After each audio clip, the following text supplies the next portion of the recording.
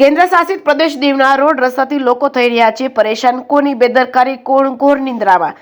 દીવમાં રોડ રસ્તાને લઈને લોકોની હાલત કફોડી છે. હાલ અહેમદપુર માંડવી ચેકપોસ્ટ ઉપર ગેટનું બાંધકામ ચાલુ હોવાથી મોટા ભારે વાહનોને તળ ચેકપોસ્ટથી દીવમાં પ્રવેશ કરવો પડે છે, જે 12 કિમી દૂર પડે છે.